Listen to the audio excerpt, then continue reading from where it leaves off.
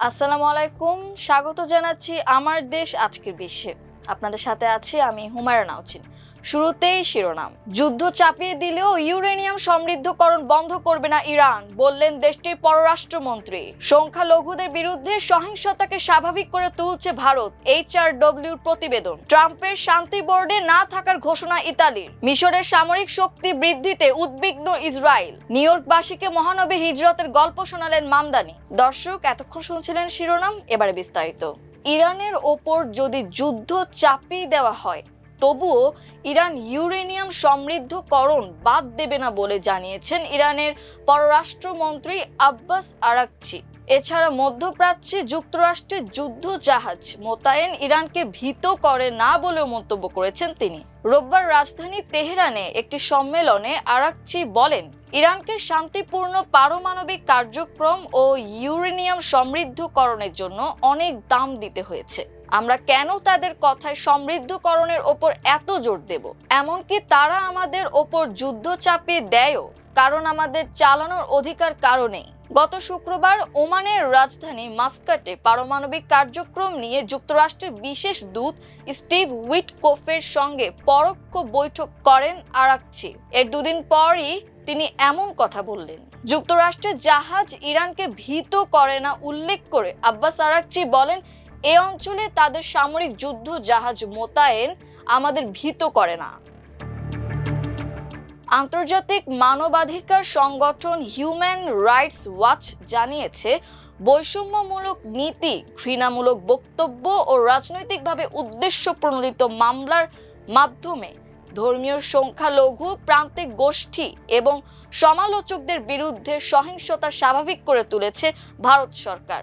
সংস্থাটির সর্বশেষ বৈশ্বিক প্রতিবেদন অনুযায়ী এ তথ্য জানানো হয়। প্রতিবেদনে বলা হয়, ভারতের হিন্দু জাতীয়তাবাদী ভারতীয় জনতা পার্টি বিজেপি নেতৃত্বাধীন সরকার 2025 সালে ধর্মীয় সংখ্যালঘুদের বিরুদ্ধে বিদ্বেষ ছড়িয়েছে এবং অবৈধ অভিবাসী আখ্যা দিয়ে শত শত বাংলা ভাষাভাষী মুসলমান ও রোহিঙ্গা শরণার্থীকে দেশ থেকে বহিষ্কার করেছে।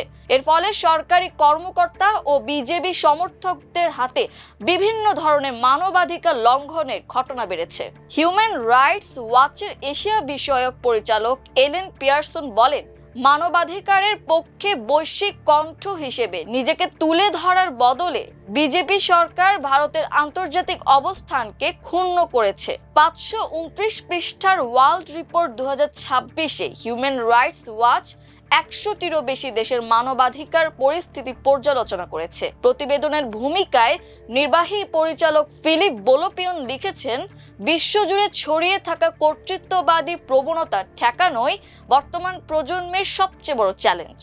ট্রাম্প প্রশাসন সহ বিভিন্ন বৈশ্বিক শক্তির কারণে মানবাধিকার ব্যবস্থা যখন অভূতপূর্ব হুমকির মুখে, তখন অধিকারের প্রতি সম্মান দেখানো গণতান্ত্রিক দেশ ও নাগরিক সমাজকে মৌলিক স্বাধীনতা রক্ষায় কৌশলগত জোট গঠনের আহ্বান জানান তিনি।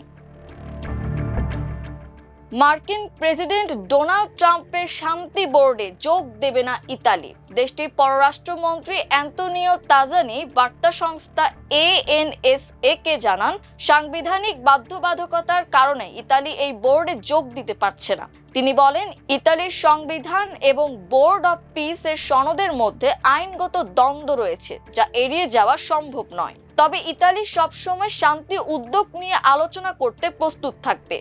এর মধ্য দিয়ে ফ্রান্স, জার্মানি, যুক্তরাজ্য সহ বেশ কয়েকটি ইউরোপীয় দেশের সঙ্গে যোগ দিল ইতালি, যারা বিতর্কিত এই বোর্ডে যোগ দেয়নি। যুদ্ধ পরবর্তী গাজার শাসনকাজ পরিচালনা ও পুনর্গঠন প্রক্রিয়া তদারকি করতে একটি অন্তর্বর্তীকালীন পরিচালনা পর্ষদ হিসেবে শান্তি বোর্ড গঠনের কথা বলেন। তবে সনদ অনুমোদনের আগে এর কার্যক্ষমতা সম্প্রসারণ করেন ট্রাম্প, যেখানে যুদ্ধ বিধ্বস্ত ফিলিস্তিনি উপত্যকা গাজার কথা উল্লেখ নেই। ইতালির প্রধানমন্ত্রী জর্জিয়া মেলোনি ও শান্তি বোর্ডের চেয়ারম্যান ট্রাম্পের মধ্যে ঘনিষ্ঠ সম্পর্ক থাকা সত্ত্বেও ইতালির পক্ষ থেকে এই সিদ্ধান্ত এলো।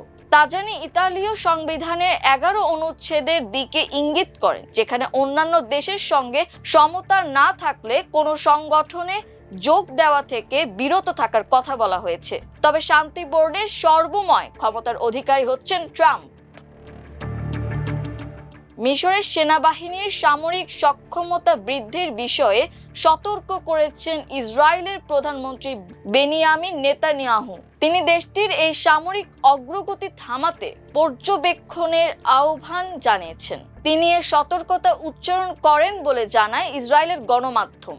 দৈনিক ইসরায়েল হায়ম এক প্রতিবেদনে জানায়, ইসরায়েলি পার্লামেন্ট নেসেটের পররাষ্ট্র বিষয়ক ও প্রতিরক্ষা কমিটির রুদ্ধদ্বার বৈঠকে এই মন্তব্য করেন নেতানিয়াহু।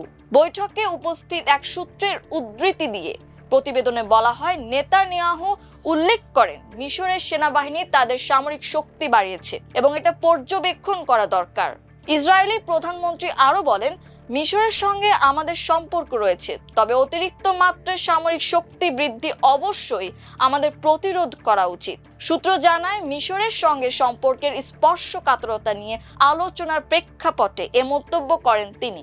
প্রতিবেদনে উল্লেখ করা হয়, এরূপ উত্তেজনার মধ্যেই গত ডিসেম্বরে $35 বিলিয়ন গ্যাস চুক্তি করে ইসরায়েল ও মিশর। ইসরায়েলি প্রধানমন্ত্রী 17 ডিসেম্বর ঘোষণা দেন মিশরের সঙ্গে গ্যাসের চুক্তিতে অনুমোদন দিয়েছে সরকার। এটাকে তিনি ইসরায়েলের ইতিহাসে সবচেয়ে বড় চুক্তি হিসেবে আখ্যায়িত করেন। তিনি বলেন, চুক্তিটি 112 বিলিয়ন শেকেল বা $34.75। ক্যাম্প ডেভিড চুক্তির পর মিশর ও ইসরায়েল 1979 সালের 26 মার্চ ওয়াশিংটনের শান্তি চুক্তিতে সই করেন। এর মাধ্যমে দুই দেশের যুদ্ধাবস্থার অবসান এবং পরিস্থিতি স্বাভাবিক হয়। ওই চুক্তির ফলে সিনাই উপত্যকা থেকে সামরিক ও বেসামরিক লোকজনকে সরিয়ে নেয় ইসরায়েল। অভিবাসন প্রশ্নে মানবিকতা, সহমর্মিতা ও আশ্রয়ের পক্ষে অবস্থান তুলে ধরতে ইসলামী ইতিহাসের এক গুরুত্বপূর্ণ অধ্যায় উল্লেখ করেছেন নিউ ইয়র্ক সিটির মেয়র জোহরান মামদানি। যুক্তরাষ্ট্রের অভিবাসন নীতিকে ভিন্ন দৃষ্টিকোণ থেকে ব্যাখ্যা করতে গিয়ে তিনি মহানবী হযরত মুহাম্মদ সাল্লাল্লাহু আলাইহি ওয়াসাল্লামের হিজরতের ঘটনা সামনে আনেন। শুক্রবার এক আন্তঃধর্মীয় প্রাতরাশ সভায় বক্তব্য দিতে গিয়ে মামদানি বলেন, ইসলাম এমন একটি ধর্ম যার ভিত্তিতে রয়েছে অভিবাসনের গল্প। তার ভাষায় তিনি ইসলামকে দেখেন একটি অভিবাসন কাহিনীর ওপর প্রতিষ্ঠিত ধর্ম হিসেবে। মেয়র বলেন, হিজরতের ঘটনা স্মরণ করিয়ে দেয় যে মহানবী হযরত মুহাম্মদ সাল্লাল্লাহু আলাইহি ওয়াসাল্লাম নিজেও একসময় নিপীড়নের মুখে স্বদেশ ত্যাগ করে মক্কা থেকে মদিনায় আশ্রয় নিয়েছিলেন। এই ইতিহাস মানবিকতা, সহানুভূতি এবং বিপন্ন মানুষের পাশে দাঁড়ানোর শিক্ষা দেয় বলে তিনি মন্তব্য করেন। এ সময় অভিবাসীদের সুরক্ষা জোরদারে নিউ ইয়র্ক সিটি প্রশাসনের নেওয়া একটি গুরুত্বপূর্ণ পদক্ষেপের কথাও জানান মামদানি। তিনি জানান, সিটি সম্পত্তিতে ফেডারেল অভিবাসন আইন প্রয়োগকারী সংস্থার কার্যক্রম সীমিত করতে একটি নির্বাহী আদেশে তিনি স্বাক্ষর করেছেন।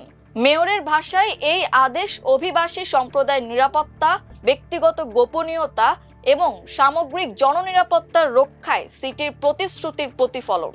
তিনি বলেন, এই সিদ্ধান্ত কেবল অভিবাসীদের নয়, বরং নিউ ইয়র্কের সব বাসিন্দাকে অবৈধ ও নিপীড়নমূলক অভিবাসন তৎপরতা থেকে সুরক্ষা দেবে।